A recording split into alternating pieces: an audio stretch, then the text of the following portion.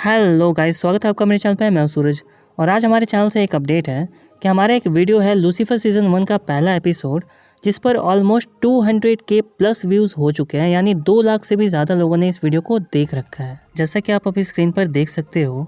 और सिर्फ इतना ही नहीं, काउंटिंग अभी भी चालू है guys. So thank you so much आप लोगों ने जो मुझे इतना प्यार और इतना सपोर्ट दिया है, मैं कभी नहीं भूल सकूंगा। और हाँ गाइस, इस महीने के लास्ट तक मैं एक रोस्टिंग चैनल भी खोलने वाला हूँ और मुझे पूरा यकीन है कि आपने जितना प्यार और जितना सपोर्ट मेरे इस चैनल को दिया है, मेरे दूसरे चैनल को भी उतना ही प्यार और उतना ही सपोर्ट करोगे। और मुझे इंस्टाग्राम पर भी ज़रूर से फॉलो कर लेना, जहाँ आप मुझसे या मेरे चैनल से रिलेटेड कुछ भी पूछ सकते हो।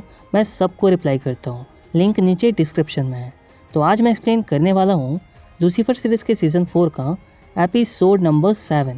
बट उससे पहले आप सबसे एक छोटी सी रिक्वेस्ट है कि अगर आप मेरे चैनल पर नए हो तो इसी तरह के और भी वीडियोस के लिए मेरे चैनल को सब्सक्राइब कर लेना, बेल आइकन को क्लिक कर देना और वीडियो को पूरा देखना ताकि आपको स्टोरी अच्छे से समझ आए। तो अब शुरू करते हैं। तो कहानी की शुरुआत होती है और हम एक बंदे को देखते हैं जो अपनी जान बचाकर भाग रहा होता है रेंगते हुए। और तभी वहाँ पर एक और बंदा आता है जो उस दूसरे बंदे को शूट कर देता है और वो बंदा वहीं मर जाता है। इधर हम देखते हैं ईव को, जो लूसीफर से कहती है कि लोगों को सज़ा देने में अपना ही एक मज़ा है, उसमें एक नशा है। तो लूसीफर कहता है कि अफसोस है डियर, मुजरिमों को सज़ा ज़्यादा पसंद नहीं आता। तो ईव कहती है कि इसका मतलब इसीलिए तुम LAPD के साथ काम करते हो ताकि मुजरिमों को सज़ा दे सको। तो लूसीफर कहता है हाँ। तो ईव कहती है कि मुझे भी करना है। तो लूसीफर कहता है कि शायद हम साथ में काम कर सकते हैं और फिर वो दोनों किस करते हैं। फिर हम देखते हैं क्लोई को, जो जूलियन से पूछ रही होती है कि क्या तुम कबूल करते हो कि तुमने ही लड़कियों को अगवा किया और गैरी और ऑफिसर जून का खून किया। तो जूलियन कहता है हाँ मैं कबूल करता हूँ। तो डैन कहता है जूलियन से कि लंबे वक्त तक जेल में सड़ोगे। और जूलियन कहता है कि कम से कम वहाँ सेफ तो रहूँगा। और ये सुनकर डैन बिल्कुल शॉक्ड रह जाता है और कहता है क्या। तभी क्लोई पूछती है जूलियन से कि क्या तुम सच में पहाड़ से गिरे थे।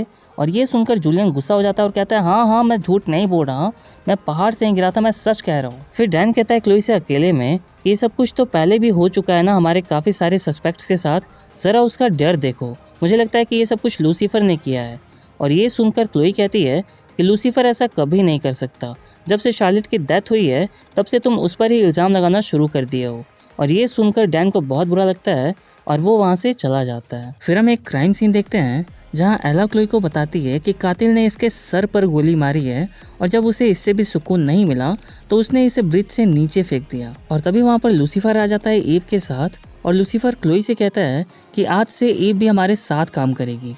और ये सुनकर क्लोई कहती है लूसीफर से अकेले में कि ये तुम गलत कर रहे हो। तो लूसीफर कहता है क्लोई से कि वो सिर्फ तुमसे कुछ सीखना चाहती है और अगर तुम उसे अपने साथ नहीं रख सकती तो ठीक है, और बोलकर वहाँ से जाने लगता है। तो क्लोई पूछती है कहाँ जा रहे हो। तो लूसीफर कहता है कि अगर तुम उसे अपने साथ नहीं रख सकती तो हम दोनों मिलकर ही कातिल का पता लगा लेंगे। तो क्लोई कहती है तुम ऐसा नहीं कर सकते। तो लूसीफर कहता है कि मैं ऐसा ज़रूर करूँगा। फिर क्लोई कहती है लूसीफर से कि अच्छा ठीक है, ईव हमारे साथ रह सकती है लेकिन सिर्फ इस केस पर। और ये सुनकर ईव बहुत खुश हो जाती है और लूसीफर कहता है कि अब कातिल को सज़ा देने में बहुत मज़ा आएगा। फिर हम देखते हैं लूसीफर को, जो ईव को डैन से मिलवाता है और कहता है इसका नाम डैनियल है और ये 1 नंबर का घोंचू है। तो ईव कहती है कि चलो फिर इसे भी सज़ा देते हैं। तो लूसीफर कहता है नहीं रहने दो, इसका जिंदा रहना ही इसके लिए सबसे बड़ी सज़ा है। फिर हम देखते हैं एला को, जो क्लोई को बताती है कि विक्टिम के सर पर जो गोली लगी थी उस गोली से मुझे गोल्डन पाउडर मिला है। और ये सुनकर क्लोई कहती है एला से कि एला क्या तुम्हें याद है कि ऐसा ही कोई किलर था जो गोल्डन की गन यूज़ करता था। उसके बाद एला बताती है कि हाँ एक ग्रेग नाम का बंदा है जो एक किलर भी है और वही एक सोने की गन यूज़ करता था। फिर हम देखते हैं डैन को, जो जूलियन के घर पर मिले कचड़े से कुछ ढूंढ रहा होता है और तभी वहाँ एला आती है जो डैन से पूछती है कि तुम क्या कर रहे हो। तो डैन कहता है कि मैं बस कुछ सबूत ढूंढ रहा हूँ, हो सकता है कि कुछ पीछे छूट गया हो। और तभी डैन को लूसीफर का सिगरेट मिल जाता है और डैन समझ जाता है कि ये सिगरेट लूसीफर का है। फिर हम देखते हैं क्लोई, ईव और लूसीफर को, जो ग्रेग से पूछताछ करने के लिए आए होते हैं। और क्लोई ग्रेग से पूछती है उस विक्टिम के बारे में और उसके मर्डर के बारे में। तो ग्रेग कहता है अच्छा ठीक है, मुझे अरेस्ट कर लो, पर मैं अपने वकील के आने तक कुछ भी नहीं बताऊंगा। फिर ईव कहती है लूसीफर से कि इससे पहले कि ये अपना वकील बुला ले तुम अपना जादू चलाओ और इससे सब कुछ उगलवा लो। फिर क्लोई मना करती है और कहती है कि हम ऐसा बिल्कुल नहीं करते। फिर लूसीफर कहता है कि बस करो डिटेक्टिव, ये बस डेविल का जादू देखना चाहती है। और फिर लूसीफर ग्रेग की आंखों में देखता है और पूछता है बताओ तुम्हारा दिल क्या चाहता है। तो ग्रेग कहता है कि मैं चाहता हूँ कि काश मेरे बॉस ने उस आदमी को मुझे मेरे हाथों से मारने दिया होता। और ये सुनकर लूसीफर बिल्कुल शॉक रह जाता है और ईव से कहता है कि आई एम सॉरी डियर, हम इसे सजा नहीं दे सकते क्योंकि ये बेकसूर है। फिर हम देखते हैं एला को, जो क्लोई को बताती है कि क्या तुम्हें पता है कि जूलियन का फादर ही ग्रेग का बॉस है। और ये सुनकर लूसीफर शॉक होकर पूछता है एला से कि क्या तुमने जूलियन कहा। और फिर क्लोई बताती है कि जूलियन के फादर को लगा होगा कि उस विक्टिम की वजह से ही जूलियन की यह हालत हुई है और ये उसकी जाती दुश्मनी थी, इसलिए उसने ग्रेग को नहीं भेजा, वो खुद गया उसे मारने के लिए ग्रेग की गन लेकर। फिर एला और क्लोई वहाँ से चले जाते हैं और तभी वहाँ ईव आती है, जो लूसीफर से पूछती है क्या बात है। तो लूसीफर कहता है कि आज मेरी वजह से एक बेगुनाह की जान चली गई, उस मॉन्स्टर को उसके किए की सजा जरूर मिलेगी। फिर हम देखते हैं क्लोई को, जो लूसीफर और ईव के साथ जैकब के पास पूछताछ करने के लिए जाती है, यानी जूलियन के फादर के पास पूछताछ करने के लिए जाती है और पूछती है कि आपको तो पता ही होगा कि सैम का खून हो गया है जिससे जूलियन ने कर्जा लिया था।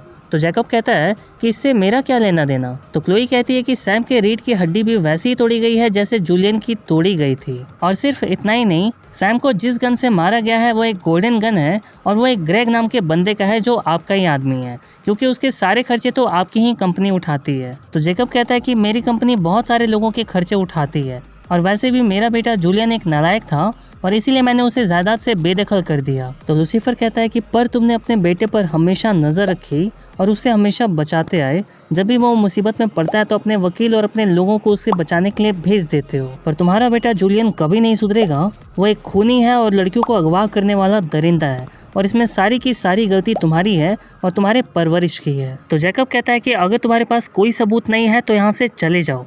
तो लूसीफर कहता है ओ मैं डेविल हूँ, मेरे पास बहुत सबूत है। डिटेक्टिव, मुझे लगता है कि अब तुम्हें यहाँ से जाना चाहिए ताकि मैं इसे इसके करने की सज़ा दे सकूँ। और क्लोई जैसे ही खड़ी होती है लूसीफर को समझाने के लिए, तभी उसकी नज़र पड़ती है और वो देखती है कि लूसीफर वहाँ रखी हुई एक चेयर पर लगे हुए स्टील के रोड को अपने हाथों से ही मोड़ रहा होता है गुस्से में। और क्लोई कहती है लूसीफर से कि ऐसा मत करो लूसीफर, और ईव कहती है लूसीफर से कि ये एक मॉन्स्टर है, इसे मार डालो लूसीफर। और लूसीफर कहता है क्लोई से कि यहाँ से चली जाओ डिटेक्टिव। तभी क्लोई जल्दी से लूसीफर का हाथ पकड़ लेती है और लूसीफर शांत हो जाता है। फिर लूसीफर जैकब से कहता है कि मैं यहाँ वापस ज़रूर आऊँगा, और बोलकर वो लोग वहाँ से चले जाते हैं। फिर हम देखते हैं क्लोई को, जो लूसीफर को बहुत समझाती है और कहती है कि ईव का साथ तुम्हारे लिए अच्छा नहीं है। पर हम देखते हैं कि लूसीफर बिल्कुल भी सुनने के मूड में नहीं होता और कहता है कि मैं अपनी सच्चाई को अपना चुका हूँ, और बोलकर वहाँ से चला जाता है। फिर हम देखते हैं डैन को, जो जैकब के पास जाता है और उससे कहता है कि मुझे पता है कि आपका बेटा पहाड़ से नहीं गिरा है और उसे मारा गया है, और मैं जानता हूँ कि ऐसा किसने किया है। तो जैकब कहता है कि फिर तुमने उसे अरेस्ट क्यों नहीं किया। तो डैन कहता है कि क्योंकि मेरे पास उसके खिलाफ कोई सबूत नहीं है, पर आप ऐसे इंसान हैं जो बुरे लोगों को सज़ा दे सकते हैं। तो जैकब कहता है कि उसका नाम क्या है, और डैन कहता है कि लूसीफर मॉर्निंगस्टार। फिर हम देखते हैं रमाइल को, जो अमेनिडल से कहती है कि आपका बच्चा यहाँ पलने के लायक नहीं है और इसीलिए मैं उसे छीन कर यहाँ से लेकर चली जाऊँगी। तो अमेनिडल कहता है कि मैं तुम्हें ऐसा करने नहीं दूंगा। तो रमाइल कहती है कि मुझे सुबह ही पता चल गया था कि वो लोग कहाँ पर हैं, आप मेरे बड़े भाई हैं और इसीलिए मैं अभी तक आपकी बातें सुन रही थी, और याद रखिए आप मुझे नहीं रोक सकते, और उड़कर वहाँ से चली जाती है। फिर अमेनिडल भी अपने विंग्स खोलता है और सीधा उड़कर रमाइल तक पहुँच जाता है और कहता है रमाइल से कि मैं तुम्हें अपने बच्चे को यहाँ से ले जाने नहीं दूंगा। तो रमाइल कहती है कि कौन रोकेगा मुझे, आप। तो अमेनिडल कहता है आजमा कर देख लो, और फिर वो दोनों फाइट करने के लिए तैयार हो जाते हैं। तभी रमाइल अपना भाला तोड़ती है आधा आधा और आधा अमेनिडल को दे देती है और कहती है कि बाद में ये मत कहना कि मुकाबला बराबरी का नहीं था, अगर आपका बच्चा यहाँ पलेगा तो उसकी सारी शक्तियाँ छीन जाएंगी।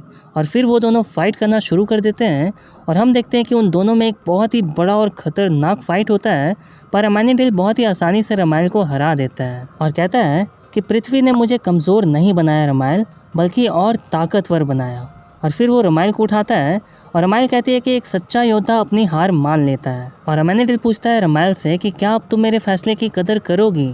तो रमाइल कहती है हाँ ज़रूर करूँगी, पर दिल से नहीं, एक दिन आपको आपके फैसले पर पछतावा होगा, और उड़कर वहाँ से चली जाती है। फिर हम देखते हैं ट्रिक्सी को, जो क्लोई से पूछती है कि लूसीफर कहाँ है, वो ठीक तो है ना। तो क्लोई कहती है हाँ बिल्कुल ठीक है, उसे बस एक अच्छे दोस्त की ज़रूरत है। इधर हम देखते हैं लूसीफर को और ईव को जो बात कर रहे होते हैं, और तभी वहाँ पर ट्रिक्सी आ जाती है और ट्रिक्सी को देखकर ईव पूछती है लूसीफर से कि ये कौन है। तो लूसीफर कहता है कि ये तो डिटेक्टिव की बेटी है। और हम देखते हैं कि ट्रिक्सी को लूसीफर का घर बहुत ही ज़्यादा पसंद आता है और वो पूरा घर देखने लगती है। फिर लूसीफर ट्रिक्सी से पूछता है कि क्या तुम्हारी मॉम को पता है कि तुम यहाँ हो? तो ट्रिक्सी कहती है हाँ। तो लूसीफर पूछता है कि फिर तुम यहाँ क्या कर रही हो? तो ट्रिक्सी कहती है कि मेरी मॉम ने कहा कि आपको एक अच्छे दोस्त की ज़रूरत है। और ये सुनकर लूसीफर को बहुत अच्छा लगता है। इधर हम देखते हैं क्लोई को जो अपने घर पर होती है और काम कर रही होती है। तभी वहाँ पर डैन आता है और क्लोई डैन को बताती है कि इस केस में जो कातिल है उसका पता चल चुका है। दरअसल वो जूलियन का डैड जैकब है, पर हम उसे अरेस्ट नहीं कर सकते क्योंकि हमारे पास उसके खिलाफ कोई भी सबूत नहीं है। तो डैन कहता है कि क्या तुम्हें पक्का यकीन है? तभी क्लोई ट्रिक्सी को ढूंढने लगती है और उसे ट्रिक्सी के रूम से एक लेटर मिलता है जिसमें लिखा होता है कि मैं लूसीफर के घर पर जा रही हूँ। और क्लोई ये बात डैन को बताती है और डैन को तो पता होता है कि वो सब कुछ जैकब को बता कर आया है लूसीफर के बारे में, तो जैकब उसे मारने की कोशिश ज़रूर करेगा। और डैन कहता है कि हमें जल्दी से जल्दी वहाँ पहुँचना होगा और वो दोनों भागते हुए निकलते हैं वहाँ से। इधर हम देखते हैं ट्रिक्सी को और ईव को जो बात कर रहे होते हैं, तभी वहाँ पर ग्रेग आ जाता है अपने एक आदमी के साथ गन लेकर और ईव ट्रिक्सी को अपने पीछे छुपा लेती है। और ग्रेग कहता है ईव से कि मुझे पता नहीं था कि तुम दोनों भी यहाँ मिलोगे, पर मैं कोई सबूत नहीं छोड़ सकता, इसलिए मुझे तुम दोनों को भी मारना होगा। पर तभी विंडो से एक हाथ बाहर आता है जो ग्रेग के उस फ्रेंड को उठाकर लेकर वहाँ से चला जाता है। और ये देखकर ग्रेग बिल्कुल शॉक रह जाता है। और तभी वहाँ लूसीफर आता है जो बिल्कुल आग बबूला हो चुका होता है और ग्रेग उस पर अंधाधुंध गोलियां चला रहा होता है, पर हम देखते हैं कि लूसीफर को कुछ भी नहीं होता और डर के मारे ग्रेग वहीं गिर जाता है और लूसीफर से पूछता है कि आखिर तुम हो क्या? फिर लूसीफर ग्रेग से पूछता है कि तुम्हें जैकब ने भेजा है ना? तो ग्रेग कहता है हाँ। फिर लूसीफर ग्रेग का गन छीनता है और उसका हाथ ही तोड़ देता है और उससे मारने वाला होता है, पर तभी वहाँ डैन और क्लोई आ जाते हैं और डैन लूसीफर से पूछता है कि ट्रिक्सी कहाँ है? तो लूसीफर कहता है कि वो बालकनी में है, बिल्कुल सेफ है। फिर हम ट्रिक्सी को देखते हैं जो ईव के साथ होती है और अपने डैड की तरफ भागते हुए जाती है और उसे हग करती है। और हम देखते हैं क्लोई को जो ईव की तरफ देखकर स्माइल करती है। फिर हम देखते हैं लूसीफर को जो क्लोई से कहता है कि मैं तुम्हारी उस छोटी आफत को कुछ भी नहीं होने दूंगा, पर क्या तुम्हें गुस्सा नहीं आ रहा? क्या तुम उस बंदे को मारना नहीं चाहती जो तुम्हारी बेटी को जान से मारने वाला था? तो क्लोई कहती है हाँ, मुझे गुस्सा आ रहा है और मैं उस बंदे को सज़ा भी देना चाहती हूँ, पर कानूनी तौर पर। आगे हम देखते हैं ईव को जो लूसीफर से कहती है कि हमें जैकब को सज़ा देना ही होगा। हम बड़े से बड़ा मॉन्स्टर ढूंढ रहे थे ना, अब इससे बड़ा मॉन्स्टर और कौन होगा? तो लूसीफर कहता है कि तुम सही कह रही हो ईव, उसे उसके किए की सज़ा मिलनी चाहिए, पर इस बार मैं अकेला जाऊंगा। फिर हम देखते हैं जैकब को जिसे अपने घर पर कुछ आवाज़ें सुनाई देती हैं और तभी वहाँ लूसीफर आता है और कहता है हेलो अगेन और अपनी शक्तियों से उसके सारे फर्नीचर को उठाकर दूर फेंक देता है और कहता है कि मैंने तुमसे कहा था ना कि मैं वापस आऊँगा और आज तुम्हें तुम्हारे किए की सज़ा ज़रूर मिलेगी। और उसकी आंखें देखकर जैकब की बुरी तरह से फट जाती है। फिर हम देखते हैं क्लोई को जो सैम के फोटोज देख रही होती है और वो डैन और एला को बताती है कि जूलियन बहुत ही ज़्यादा कर्जे में था और इसलिए उसने अपनी रिंग निकालकर सैम को दे दी थी। पर जब सैम का खून हुआ तो उस खूनी ने उसके हाथ की रिंग फिंगर भी तोड़ दी और वो रिंग लेकर वहाँ से चला गया।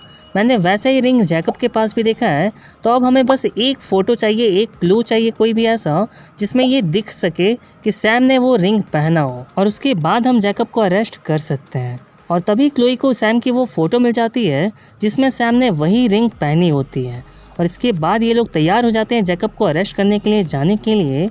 पर तभी हम देखते हैं कि लूसीफर पुलिस स्टेशन आता है जैकब को लेकर और उसे पुलिस के हवाले कर देता है और फिर पुलिस उसे अरेस्ट कर लेती है। और लूसीफर क्लोई से कहता है कि मैं इसके ऑफिस से गुजर ही रहा था तो मुझे पता चला कि जैकब ये शहर छोड़कर भागने वाला है, तो एक अच्छे नागरिक होने के नाते मैंने इसे पकड़कर पुलिस के हवाले कर दिया और बोलकर वहाँ से चला जाता है। इधर हम देखते हैं डैन और एला को जो बातें कर रहे होते हैं और तभी उनके बीच में एक अच्छा सा मोमेंट बनता है और वो दोनों एक दूसरे को किस करते हैं। फिर हम देखते हैं क्लोई को जो फादर कैलनी के पास जाती है और फादर कैलनी कहते हैं कि आने के लिए शुक्रिया क्लोई। तो क्लोई कहती है कि मैं बस यहाँ ये कहने के लिए आई हूँ कि आज के बाद मुझे यहाँ मत बुलवाना। इधर हम देखते हैं लूसीफर को जो अपने घर पर होता है और रो रहा होता है और तभी वहाँ लिंडा आती है जो देखती है कि लूसीफर घर के कोने में बैठकर रो रहा होता है।